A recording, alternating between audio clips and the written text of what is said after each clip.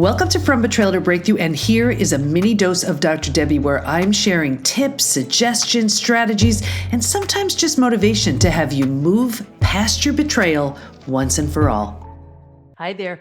I recorded an episode recently about stage 2. I'm always talking about the 5 stages from betrayal to breakthrough. I specifically went into stage 2, what it feels like, the personas of people who are experiencing stage 2, what they would be saying, what they would be feeling, what they would be experiencing.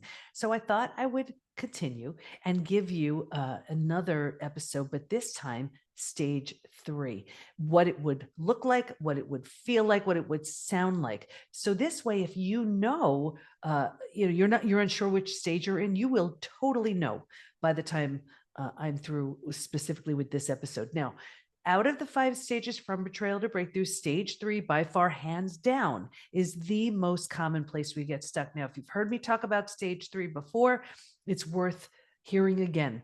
This is the one we get stuck in because it feels so much better than the shock and trauma where we just came from. So we think it's good. And because we don't know there's anywhere else to go, we don't know there's a stage 4 or stage 5. Remember, transformation doesn't even begin until stage 4. But because we don't know there's anywhere else to go, we plant roots here, we park here, and 4 things begin to happen. The first thing is we start getting all of these small self benefits. We get to be right. We get someone to blame. We get a target for our anger. We get sympathy from everyone we tell our story to. We don't have to do the hard work of learning to trust again. Can I trust you? Should I trust you? Forget it. I'm not trusting anybody. And on some level, this feels safe. So we stay here. Now, because we're here again longer than we should be, the mind starts doing things like, well, maybe you deserved it. Maybe it was your fault. Maybe this, maybe that. And you start believing all of this nonsense that you may have heard that, or you're just picking up on your own. So now again, you're here longer than you should be. Now your mind starts, creating these thoughts of it's your fault. Maybe it's you should be younger, prettier, better, thinner, wealthier, whatever, more anything. And so you plant deeper roots. And now, because these are the thoughts you're thinking, well, this is the energy you start to put out. Like energy attracts like energy. So now you start calling situations and circumstances and even relationships towards you to confirm, yep, this is where I belong. Here is where you join that lame support group and you will actually sabotage your healing because you're afraid to outgrow your people. Here's where you may be healing, but your betrayer isn't changing and has no intention of changing, but because you're afraid to outgrow your betrayer, you will sabotage yourself so that you don't outgrow your betrayer. You're starting to feel a little bit better as you do these things to help you heal, but there's so much fear in the what ifs. What if I, will I be alone? Will I have no support around me? Will I lose my people, lose my group? So we sabotage ourselves. It is so common to do that in this stage. Now, it's going to get worse, but I'm going to get you out of here. Because you're here again longer than you should be. Remember, this is the victim space. You're getting the sympathy from everybody else. You're not trusting again. You found maybe your support group that you just rehash and go over things over and over and over again. Here's also a very common place where people get stuck in therapy. Now, there is a wonderful, amazing place for therapy, but if all you're doing is rehashing your story and going over it, and you're feeling heard and validated and understood, but you are no closer to stage 4 than the last however many times you went, you may want to reconsider it. And here's where people get stuck, because the more you do that, the more you solidify your space in stage 3. If I tell you how many people come into the PBT Institute with therapy trauma, the most well-meaning therapists, but if all you're doing is feeling heard, validated, understood, and you're not doing anything to move you closer to the next stage, it is a recipe for staying stuck. But here, this is the part that really keeps you stuck in stage 3. Because you're so uncomfortable here, because you don't know there's anywhere else to go, you want to get through, you need to get through your day. You may have your kids to raise, you have your work to go, go to. You can't afford just be ruminating all day long. So here's where we start numbing, avoiding, distracting. So right here, we start using food, drugs, alcohol, work, TV, keeping busy, reckless behavior, anything to numb, avoid, and distract ourselves from this painful place. So think about it. You do it for a day, a week, a month. Now it's a habit, a year, 10 years, 20 years. And I can see someone 20 years later and say, that emotional eating you're doing, that numbing you're doing, that, that drinking, whatever it is, do you think that has anything to do with your betrayal? And they'd look at me like I'm crazy. They'd say it happened 20 years ago. All they did was put themselves in stage 3 and stay there. I hope that makes sense. I wrote From Hardened to Healed because, when I wrote Trust Again, that had the 5 stages in it, but I was like, wow, everyone is getting stuck in stage 3. So if you find you want to know more about the stages, that's where Trust Again comes in, super handy. But if you find you're stuck in stage 3, if what I said sounds familiar, From Hardened to Healed. But I wanted to give you, also, and before I even give you these personas, here's where we started having the symptoms of post-betrayal syndrome in stage 2, when we ignite the stress response, where it's like we're running for our lives. So the stress response is ignited. We are headed for every single stress-related symptom, illness, condition, disease. And what happens is you're not supposed to be living in this place of constant and chronic unmanaged stress. It's designed beautifully for short term, but it's not meant to be for long term. When the stress response is ignited over a long period of time, here's where you start getting all of these symptoms. Here's where you start getting the symptoms of post-betrayal syndrome. They continue into stage 3. Now, what you wind up doing in stage 3 is you start medicating and suppressing all of these symptoms that are showing up. Now, they're staying here because you're staying in stage 3. The symptoms heal as you move into stages 4 and 5. But as you stay in stage 3, it can be this endless game of whack-a-mole. You know that game whack-a-mole? It's like at a carnival, you hit is it a gopher with a hammer, the fake gopher? And then another one pops up somewhere else and pops up somewhere else and pops up somewhere else. And that's what you're doing. You're medicating and suppressing those symptoms, but the symptoms are all there because they showed up in stage 2. They continue in stage 3, and that's what's keeping you busy. So between the victim stance, where, and listen, you're doing the best you can. You don't know there's a stage 4 and 5. Now you do. So there's no excuse. So when you're getting sympathy, you're unwilling to trust, you're keeping yourself back, you're hyper vigilant, you're doing all these things. Now the mind is having you convinced that maybe it's you. Now you're in this group, let's say, of like-minded people where you're just complaining, oh, you think that's bad, this happened to me, oh, you think that's bad. And these are the people you're surrounding yourself with. Now you have relationships to confirm it, because you may be so brokenhearted, so lonely, that if you're in stage 3, you can only meet and be with a stage 3 person romantically in a relationship. So that's what you're going to attract. So you wonder why repeat betrayals happen. They all happen again in stage 3. Or let's say you reconcile with your partner who betrayed you, but if you do that while you're in stage 3, here's again why repeat betrayals happen. And people say, what the heck? I've been with this person, and over the course of this relationship, I've been betrayed multiple times. Well, of course, because you keep rebuilding when you're in stage 3. It's a totally different thing. When that betrayal led to a crash and burn of the old, you rebuild something entirely new. You meet up again as 2 completely different people. That's a stage 5 relationship, and that's a whole different thing.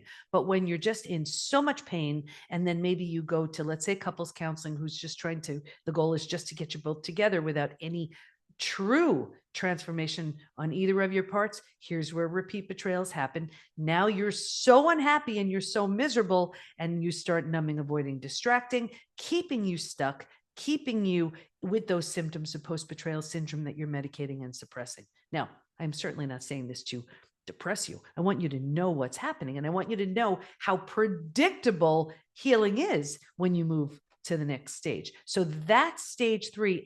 And if you're not specifically in stage 3, you know people who are. And this is where most people stay. And I always look at it thinking, the worst of it happened already. You owe it to yourself to move to stages 4 and stage 5, where transformation begins. But I promised you I was going to give you different scenarios. And I want you to know what stage 3 would feel like, look like, sound like. Okay. So in these different personas, ready? Meet Alex. Every morning, Alex wakes up with a weight on his chest, the remnants of betrayal lingering like a shadow that refuses to lift.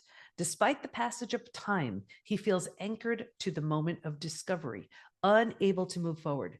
His thoughts are a loop of unanswered questions and what ifs, creating a mire of indecision that hinders progress. Alex knows he should seek closure, but the fear of confronting those raw emotions keeps him so stuck, trapped in a purgatory of his own making. Now, this is so common. Here's the thing. When we think time will heal it, a new relationship will heal it, no, they won't. Healing will heal it only when you deliberately and intentionally heal it.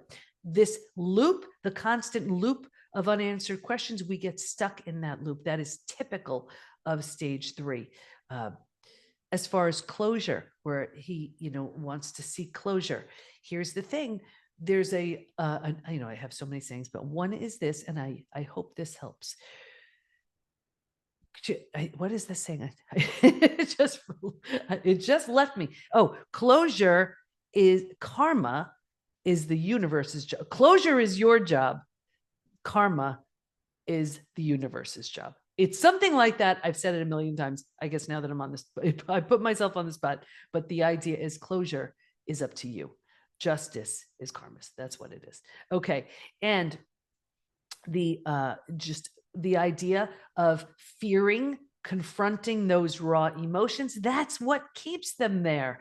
And that's where you've heard me say this so many times, when we're afraid there's a saying that we say within the PBT Institute: face it, feel it, heal it. That's the only way you move through it. When you're afraid or trying to outrun those raw emotions, they stay with you. And hard now, easy later, easy now, hard later. Take your pick. It's one of those two. By facing them, that's the hard now. Easy later, you get to move through them. Okay, another one. Jordan has turned her living room into a sanctuary of escape. From the outside, it might seem cozy, but for Jordan, it's a place to drown the silence left by betrayal. The TV blares on, a constant background noise to keep her company. Food, once a joy, has become a mindless activity, a distraction from the hurt. Occasionally, a glass of wine turns into a bottle, blurring the edges of reality. Work fills the gaps, overloading her mind, so there's no room for the pain that awaits patiently for a quiet moment to whisper bitter truths.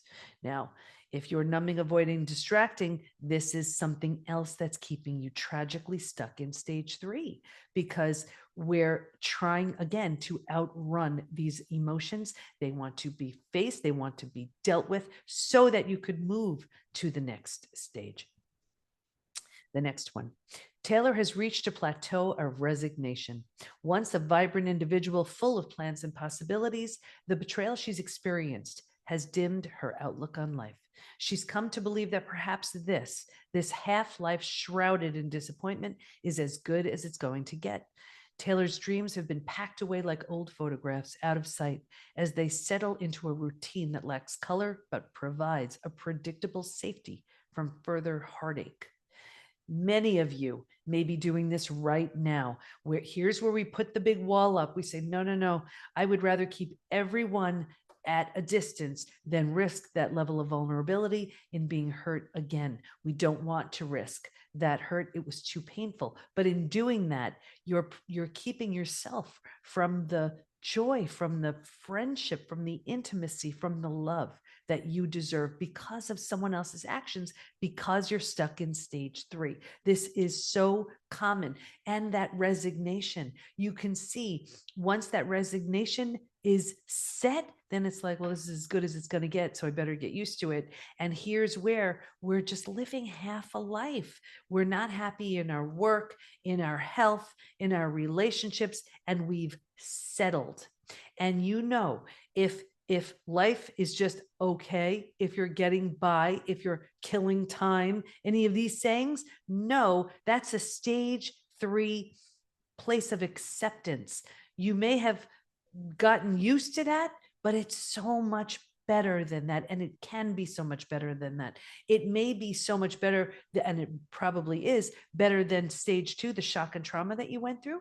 But stage 3, look at it as it was just a holding space, but it doesn't mean it's a holding space forever. It's just a holding space temporarily. Look at this as day 1, that now I know I can't unknow, and I'm going to do whatever I need to do to move to the next stage.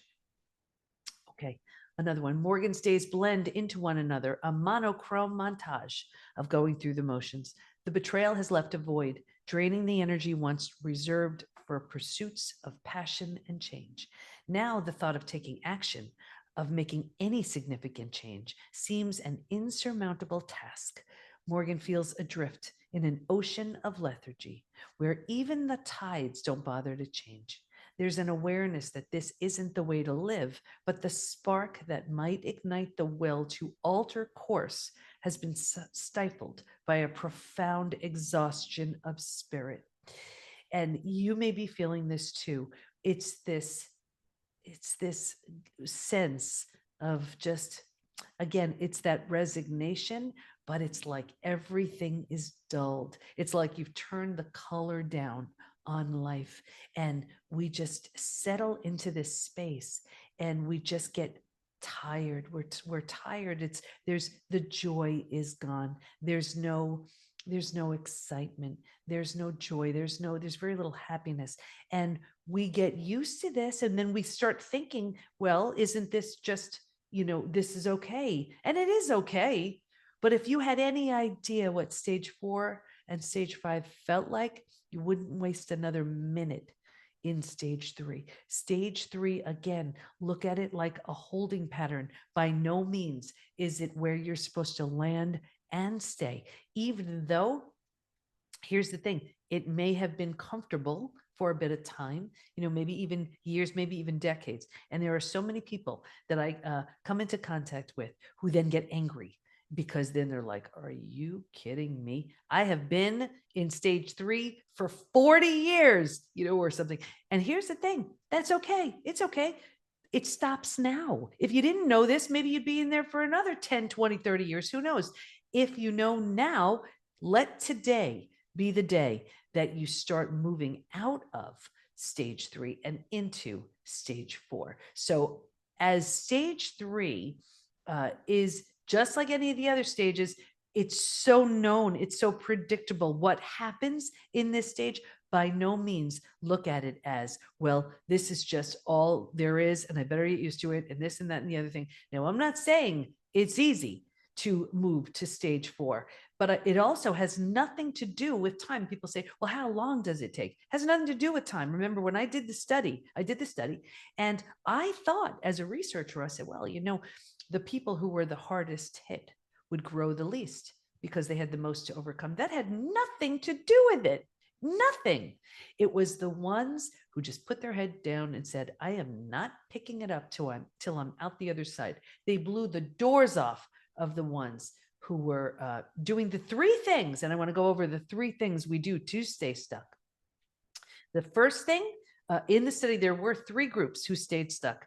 Number 1, it was the group that was numbing, avoiding, distracting, right? Deeply, deeply stuck in stage 3, miserable, but were numbing. And maybe they ran to the doctor who put them on a mood stabilizer, an anti-anxiety medication. They were emotionally eating, drinking, whatever. They stayed stuck. They didn't move out of stage 3. The second group, this was the group, they had their story, they were sticking with it. Remember in the beginning, I was talking about those small self benefits. They had their story, and You know people like this, and maybe this is even you. You have told your story is so well rehearsed. You've said it thousands of times in your head and thousands of times out loud. They didn't heal.